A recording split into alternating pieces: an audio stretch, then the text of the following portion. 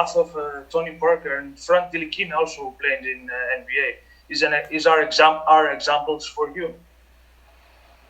I mean, like every player that's in the NBA, I'm trying to like know. Like I've never been to the NBA, so I'm trying to ask questions how it is. I know with Frank here, I knew Frank for a long time now. He told me a lot about the NBA, what it takes to stay in the NBA. So obviously, yeah, I'm a listen to these guys because they've been through it. Thank you very much. Next question from Casey Johnson.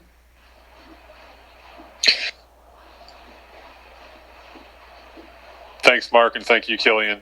Killian, I was hoping you could describe what you think are the strengths to your game and maybe some things you might want to work on. The strength, like obviously, going left, scoring at all three levels. Even though I can be a lot more consistent from the three. Also, my court vision, the way I can read the game, and stuff I need to work on. Defensively, not falling asleep, getting caught back door. Also, it's been better throughout the season, but my turnover rate, the turnovers per game, I started out with making a lot of turnovers. I feel like throughout the season that number went down. And just as a quick follow-up, what is going to be your process between now and the draft? Are you based in one particular area? Are you working out with somebody? What's your pre-draft plan? I mean, I'm just working out on everything, especially my body, because everybody knows the NBA got the best athletes in the world. So coming in physically ready, and also just working on every part of my game. I know this season I was on the ball a lot, so I'm working a lot on like coming off screens, coming off DHOs, those things like that off the ball. Thank you. Next question from Fred Katz. Hey, Killian, how you doing? I'm good. How are you? I'm good, thanks. I'm curious, have you spoken to the Wizards at all? I have, yeah. So I'm wondering, obviously they've got a couple, and you touched on this a little bit, they've got a couple of guys who are major ball handlers, and John Wall coming back from his injury, and Bradley Beal, and you were really a lot of pick and rolls this year, a lot of times on the ball. How would you see yourself meshing in a situation if you go in where there's already kind of an established lead ball handler? What would you feel like you would need to do there? I mean, that's what I'm trying to work on right now. This season I was a lot on the ball. I was the main point guard. I had to call out every play. So right now that's what I'm working on, coming off screen, being able to catch and shoot, be in the right position, always move around on the court. So it's just stuff I'm working on. I did it before. I wasn't always the point guard on my team, but last season that's why I really was the point guard. So I'm just trying to get back into and playing the combo position, the shooting guard position. Is there a role that you're more comfortable in? Like, is there one or the other that you feel more comfortable doing? I mean, I can play the one or the two. It doesn't really matter. I feel like I can be effective at both positions. But this year I really felt comfortable at the point guard position. Defensively, where are you more comfortable? Defensively, I can guard all three positions. So yeah, it's all about just coming in and wanting to just be hungry on the defensive end. I can guard 1, 2, 3. Are there any guys in the league that you watch now, whether maybe not even in the NBA, just playing over in Europe, who you watch and you see kind of duality to their game and somebody you watch and want to learn from? I always watch highlights of Manu Ginobili, a lot of lefties, so obviously James Harden, Goran Dragic. Also off pick and roll, like a guy like Milos Teodosic, like off pick and roll, his reads are incredible. So just trying to pick and choose who I watch and learn from them. Thanks a bunch, man. Wayne Rankin, next question.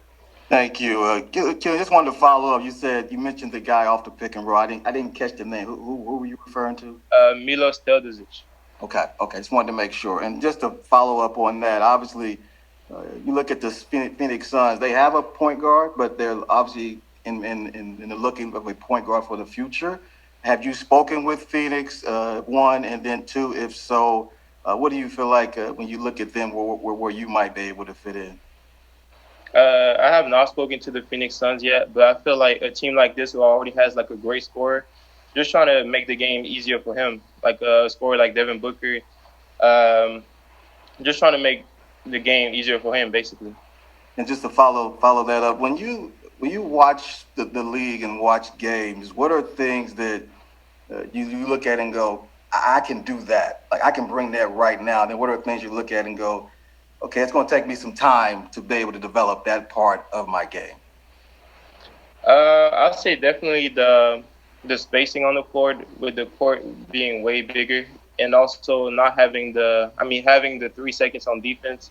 So and I mean, a friend, like, people can just clog the lane and just stay in there. With the NBA, like, the lane is almost always open.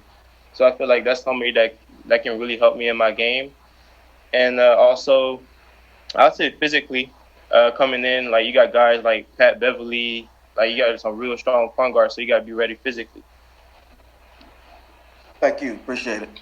Next question from Davide Cinelato.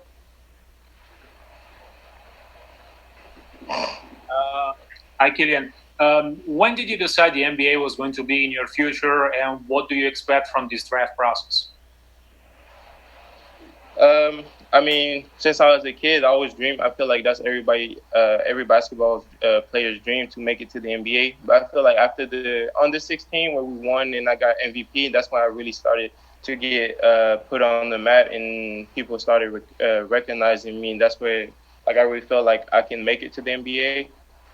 And the whole draft process has been just working. I know we had a lot of extra time. The draft should have been in June, but we're now in September. So I had a lot of extra time to get better and work on my body and on my game. So just don't take that time for granted and just keep working. Thank you. Sean Hyken next.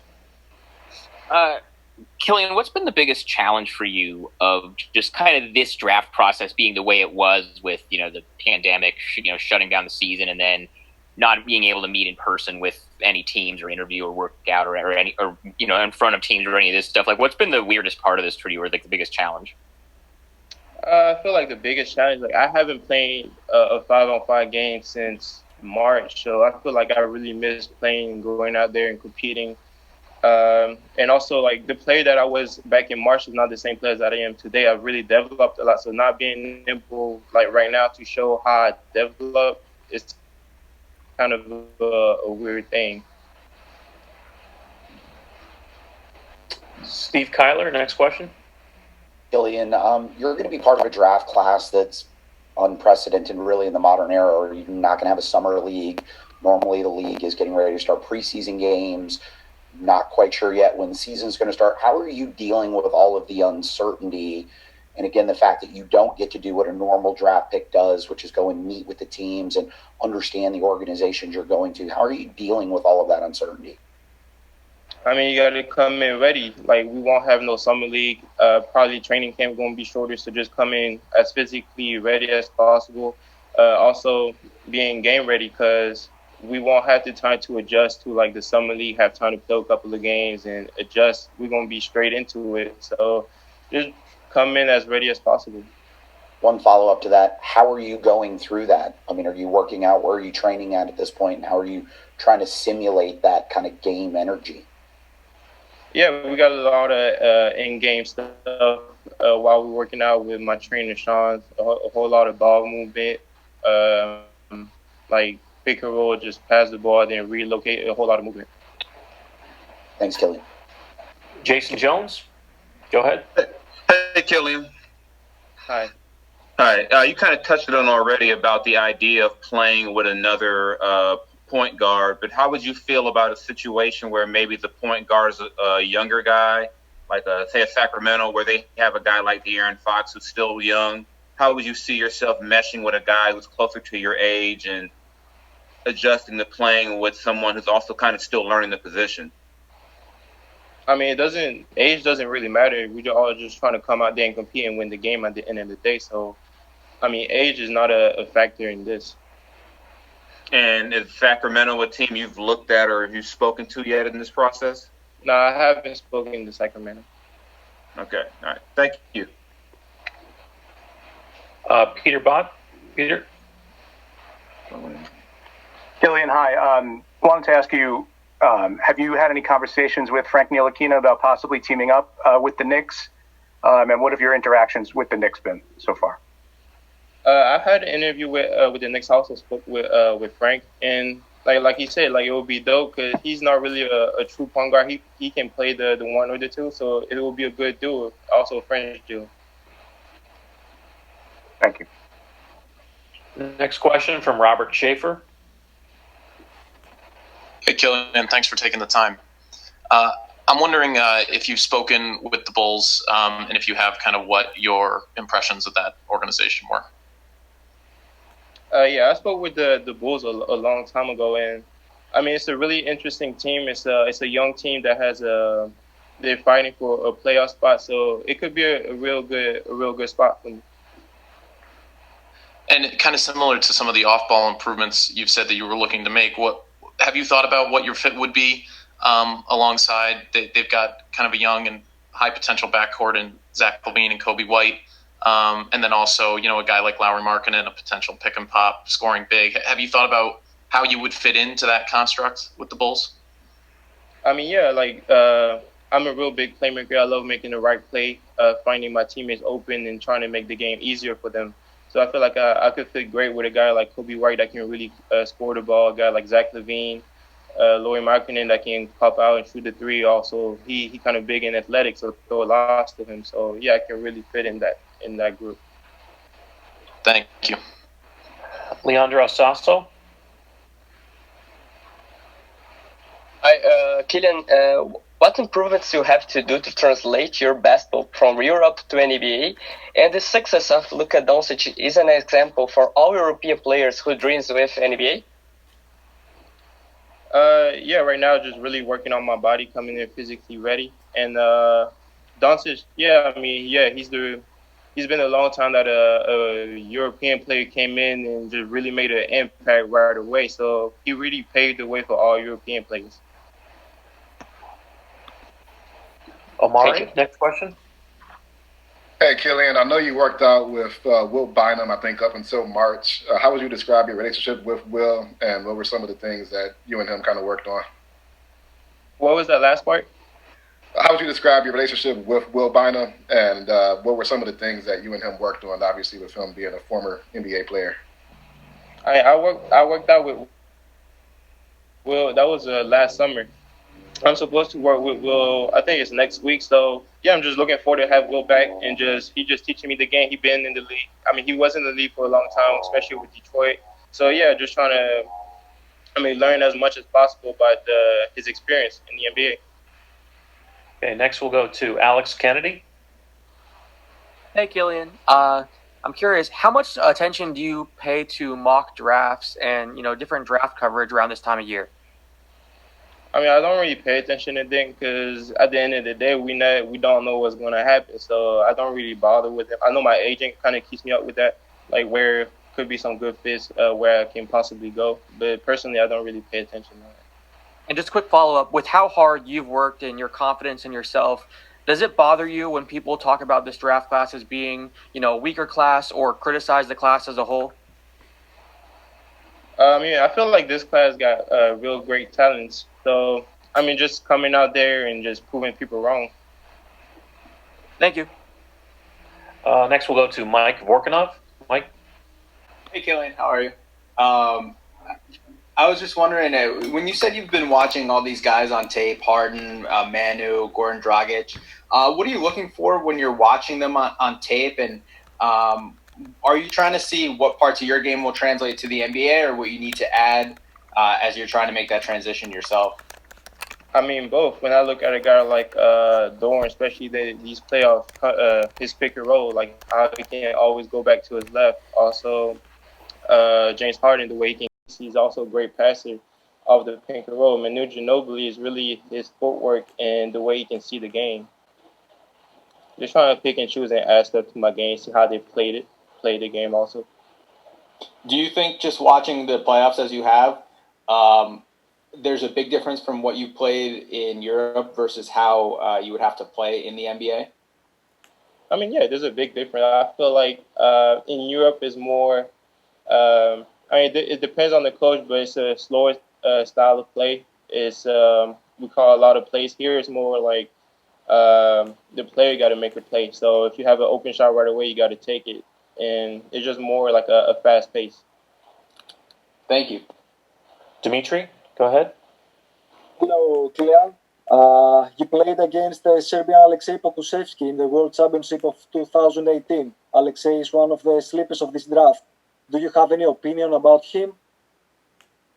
Not really. I mean, I never like watched him play or anything like that, so I can't say nothing about him. Okay, you have played with Zoran Dragic in Ulm. Did you ask him anything about your game and the personality of his brother Goran, since you are also a left-handed playmaker who can score easily? I mean, yeah, with Zoki, we had a great relationship. He was the scorer of our team, and no, I don't think we talked about doing like that. But yeah, Zoki was a great guy. He was a great teammate also. Okay, and one last question: you played against a very good point guard in Euro Cup like Teodosic. Who was the toughest to guard and why? The toughest to guard. Uh, I don't think nobody was that like hard, like impossible to guard. But I know that backcourt in Monaco of Norris Cole and D Bus was really hard, like especially because they full court pressed me the whole game. So that was a pretty tough game against Monaco. Thank you. Next question, Leo Sun. How's it going? Comment allez-vous? Ça va bien, merci. Good, good. Killian, have you had a chance to talk to Minnesota? And if so, how would you feel playing with D'Angelo Russell and Karl Anthony Towns, with two people who can really shoot the three ball? I haven't spoke to the Timberwolves, but I feel like I love playing with shooters, especially like just finding wide open shots and stuff, creating for them. It really opens up the game because people gonna be like guarding them up close because they don't want to let them open for the three. So it really opens up the lane. Okay, and a quick follow-up. How would you feel about the cold weather in Minnesota? I mean, I played in Germany. It was pretty close, so I don't think. I mean, everybody ratters the heat like in Florida, but the weather doesn't really matter. Thank you, Killian. Ferdinand Rivera, go ahead.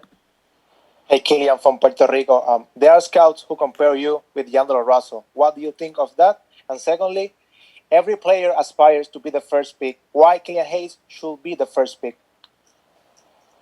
I mean, being compared to a player like D'Angelo Russell is like growing up. I remember him. I'm on every day watching like highlight tapes on him on social media and stuff like that. So it's really cool to be compared to him. He's one of my favorite players in the league. And what was that other question? Secondly, was every player aspires to be the first pick. Why Killian Hayes should be the first pick? I think because coming in, I can have an impact right away with my experience. I know the game, and I can really adjust to any set, and I can like have an impact right away. Thank you. James Ham, next. Killian, nice to speak with you. Have you spoken to the Golden State Warriors all the way up at number 2, and sort of what range are you thinking you're going to go? I spoke to the Golden State Warriors, and my agent tells me I'm all in between 2 and 10, 2 and 8. What player are you watching film of to prepare for coming into the league? I remember Coach Sean. He showed me a lot of takes on Steve Nash, like the pace he plays with, coming off pick and rolls. Also, like while watching the playoffs, I see a lot of Dorian Dragic. So those two guys.